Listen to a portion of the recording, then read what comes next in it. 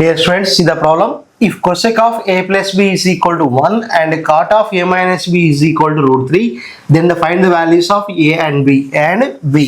So మనకి రెండు conditions ఇచ్చాడు. ఫస్ట్ కండిషన్ వచ్చేసి cosec of a plus b is equal to 1 and next one ఏంటి cot of a minus b is equal to root 3. ఈ రెండు కండిషన్లు ఇచ్చేసి మనము ఏ వాల్యూని బి వాల్యూ ఫైండ్ అవుట్ చేయాలి. సో వెరీ ఈజీ వన్, బాగా రిపీట్ అవుతున్న మోడల్ జాగ్రత్త చూడండి. సో ఫస్ట్ కండిషన్ తీసుకుందాం, ఏంటది cosec of A plus B equal to 1. So ఇలాంటి ఈక్వేషన్ మనం సింపుల్గా సాల్వ్ చేయాలంటే ఈ 1 వాల్యూ అనేది కొసెక్లలో ఏ యాంగిల్ ఉంటుందో మనం ఐడెంటిఫై చేయాలి. సో కాబట్టి cosec of A plus B is equal to 1 అంటే ఇక్కడ దట్ ఈస్ కొసెక్ 90 అవుతుంది. సో మనకు తెలిసిన విషయమే కదా, cosec theta is equal to what? 1 by sin theta. So ఇప్పుడు మనం cosec 90 తీసుకుందాం అనుకోండి, 1 by sin 90 degrees. sin 90 value ఎంత? 1. కాబట్టి 1 by 1 అంటే ఎంత? 1. సో కాబట్టి cosec of a plus b is equal to cosec 90. So ఇప్పుడు మనం cosec ఇన్వర్స్ అప్లై చేస్తే ఏమవుతుంది? డైరెక్ట్ క్యాన్సిల్ అవుతుంది. డైరెక్ట్గా a plus b equal to 90 degrees. So ఇలా క్యాన్సిల్ అనుకుందాం.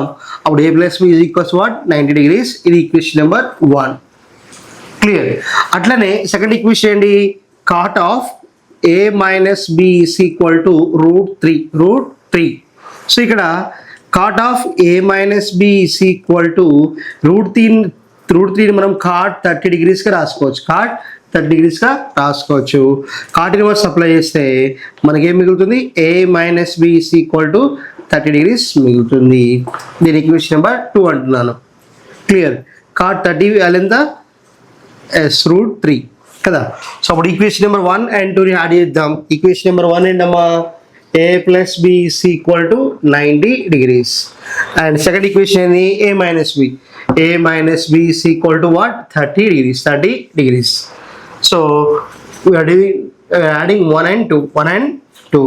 Obviously ఇక్కడ a plus a 2a plus b minus b cancel, that is equal to 90 plus 30 120. అప్పుడు 2a is equal to ఏమవుతుంది? 120 degrees అవుతుంది.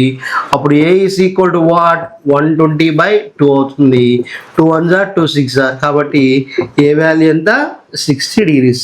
ఏ వాల్యూ ఎంతమ్మా? 60 degrees. So ఏ value వచ్చేసింది. Next ఏం కావాలా? బి వాల్యూ కావాలా.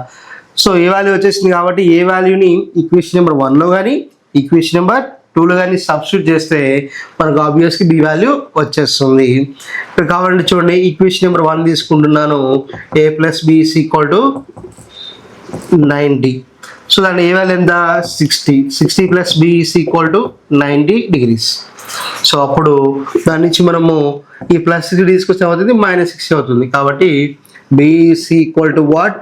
90 minus 60. అప్పుడు b is equal to what?